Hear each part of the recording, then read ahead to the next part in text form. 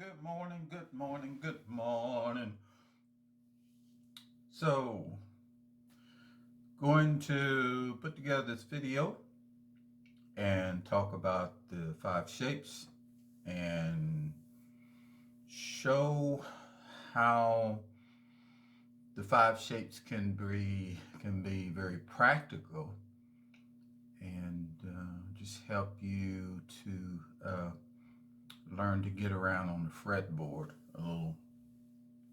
a little easier, or just to be encouraged to not let the fretboard intimidate you, because once you find a method of learning the fretboard, then the fretboard just becomes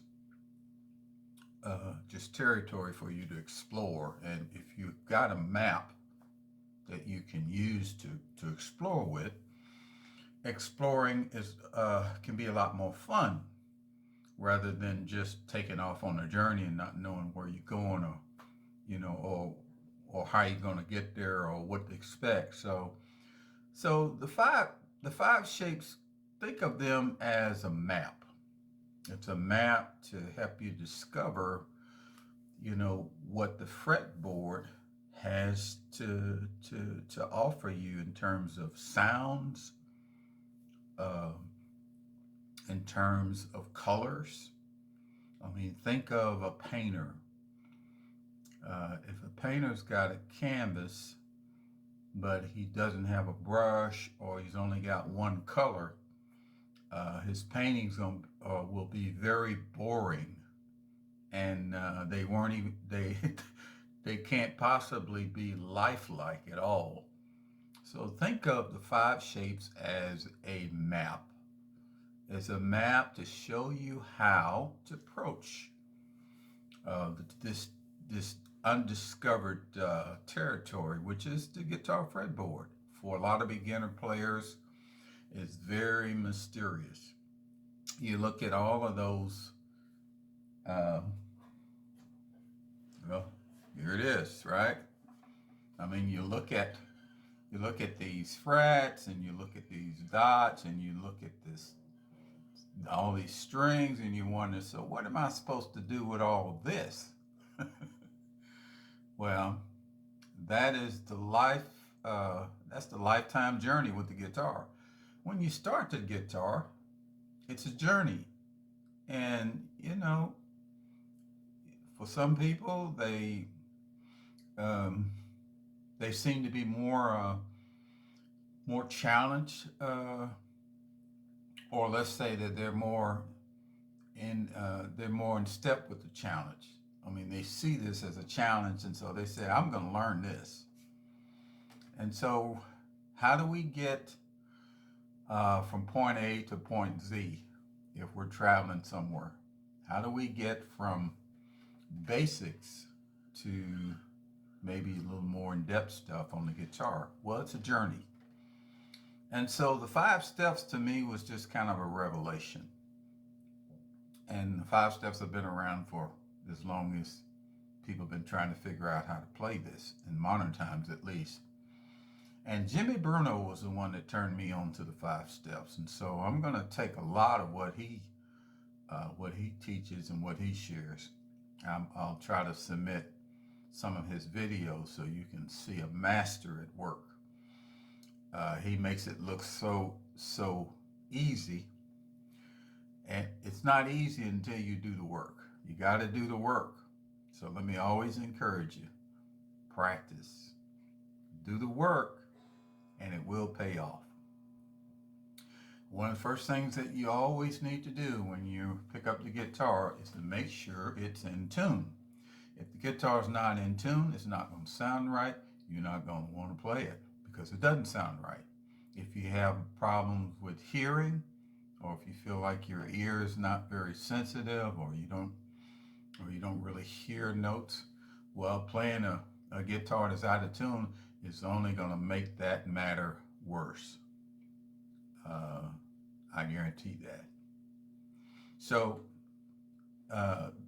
the simplest way to keep your guitar in tune is to get you a headstock tuner. It's right there. It's very easy to use. Use this to tune up your guitar. Before you do anything, tune the guitar. Especially if it's a guitar that tends to get out of tune a lot. And so we're just talking about the quality or the age of the guitar. Not every guitar is the same. Not two guitars. You get two guitars, they're going to be different in the way that they tune, in the way they sound, in the way that the action and all that. But get to know the guitar that you have. Don't go out and spend a lot of money on a guitar, because you'll only be frustrated, because you can pick up a cheap guitar and get better sounds out of a cheap guitar than you can out of a $3,000 guitar. It's a fact. So don't let the price of a guitar fool you. Find a good cheap guitar. Get somebody to tune it up for you. That means, to tune it up meaning that they will adjust the nut how it needs to be adjusted, and adjust the bridge like it needs to be adjusted, so that the guitar will be in tune from the nut down to the bridge. If it's not in tune, I guarantee you won't be playing it long. So first thing we're going to do is tune up the guitar. So I turn on my tuner. I start with my 6th string, and that E is flat, so I'm going to keep turning it until it shows me it's in tune and it looks good. And then I go with the E string, 1st string, do the same thing. The reason why I do that, because of the tension of the neck and all that. If I start on the ends and then work myself in the middle, I don't have to keep going back as much, I think. At least that's been my experience. So I'm on the A string.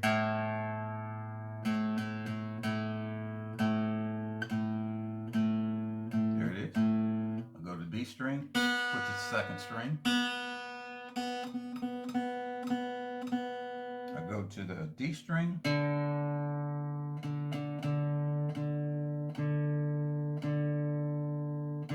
And to the G string.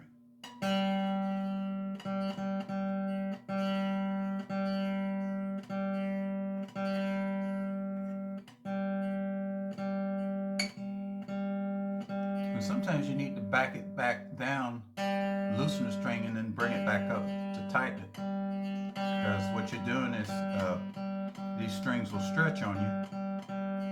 And so what you want to try to find it, you want to make sure it's tuned right where it's really the tightest. So that looks good to me. That's G chord, sounds pretty good. C, F, B flat, E flat, A flat, D flat, G flat, or F sharp, B, back to E, to A, D, G, C, F. Now what I just did was, I started with G, and I played through the cycle of fourths. When you play through the cycle of fourths or the cycle of fifths, whichever direction you're going, you find yourself playing in all the keys. So when you talk about keys, talk about cycle of fourths, cycle of fifths, that's what we're talking about. So here's the fretboard. I just tuned up, right? And I started with this open position, G chord. And there's different ways you can finger that. This way. Or that's G7. This way or this way. But when I'm just working through trying to tune up the guitar, I want to make sure that the chords that I'm playing sound right. So that's G. So I'm going up, I'm going through the cycle of fourths. From G, I'm going G, A, B to C. So C, as my root, that's going to be my next chord. Then I go up another fourth. I go C, D, E, F. And there's my F chord. And I go up again. F, G,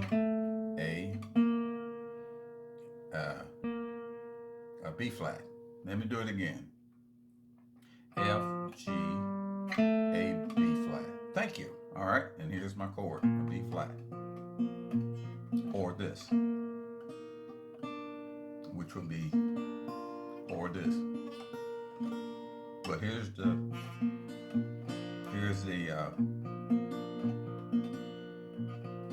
B flat shape. And if I go up again, I'll go from B flat to C to D to E flat. And here's my E flat here. So here's the root, here's the third, and here's the fourth, the fifth. That's one shape. Here's the other shape. Here's the other shape. But since I'm here, because I came from B flat, here's E flat.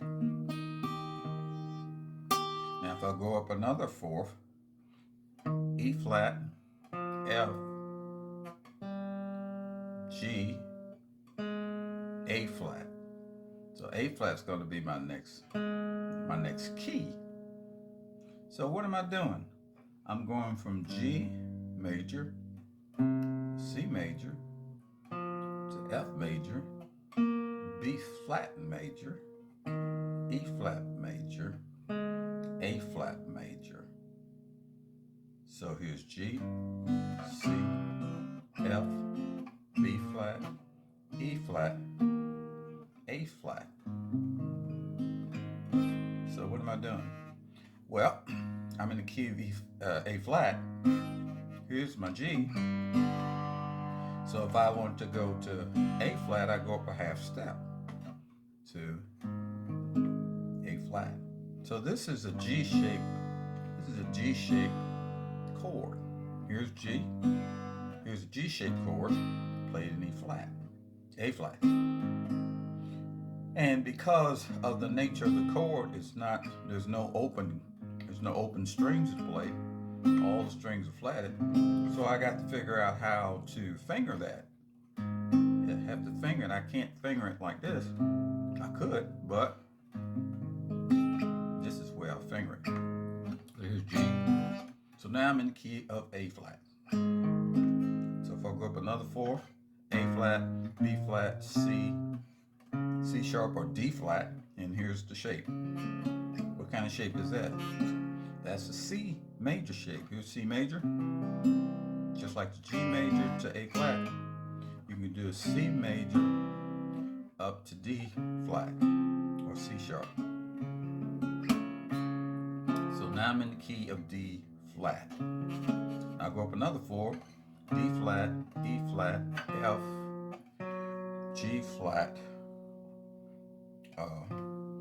F sharp or G flat, and we just say F sharp, just for the sake of F sharp. So here's my F sharp. What's that? That's an F-shaped chord, right? Here's F. Keep bringing it up half step. F sharp. So now I'm F sharp. And if I go up another fourth, F sharp to G sharp or A flat, same thing. Here's A flat. F sharp. Let's change it over to A flat. Here's B flat. And here's B. So now I'm playing a B chord. Notice that shape?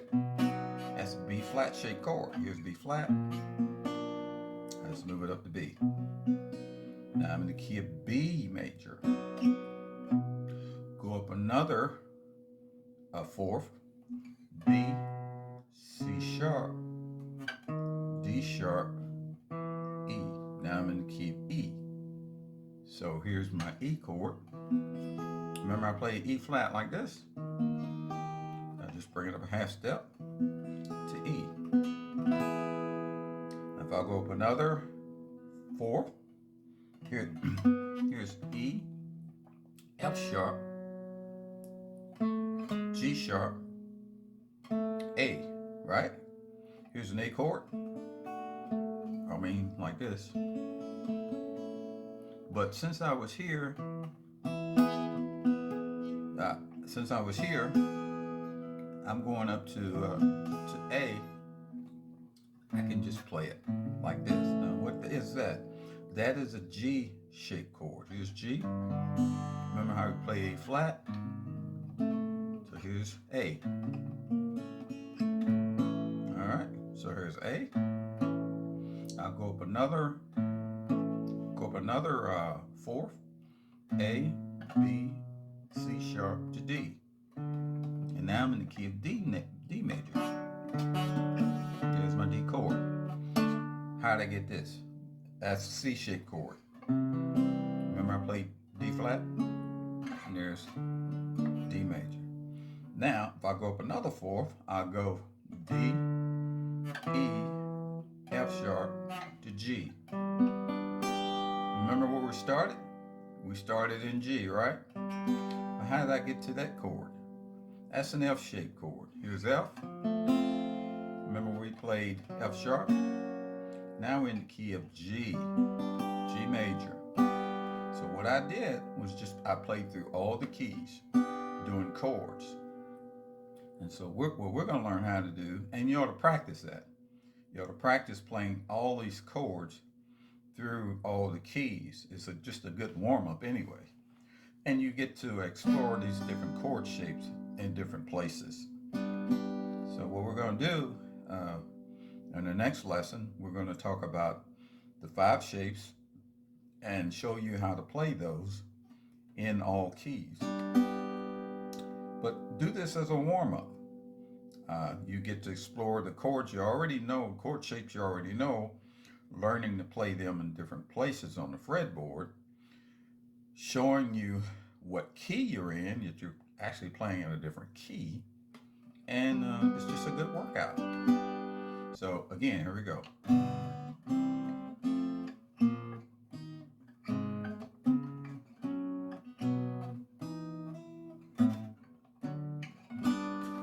One more time. I'm doing that fast, but you start slow.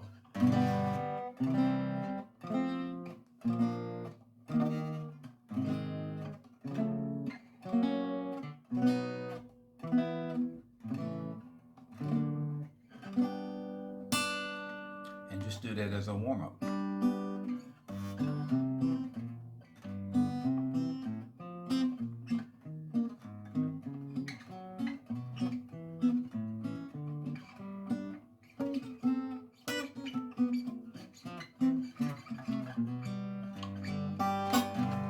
There's something very musical about doing that as well. You're not just playing random chords. You're actually playing through a cycle of chords and actually through a cycle of keys. So G, C, F, B flat, E flat, A flat, D flat, G flat, F sharp, B, E, A, D, and G, where we start. So that's through the cycle forwards, but you can also do it in reverse.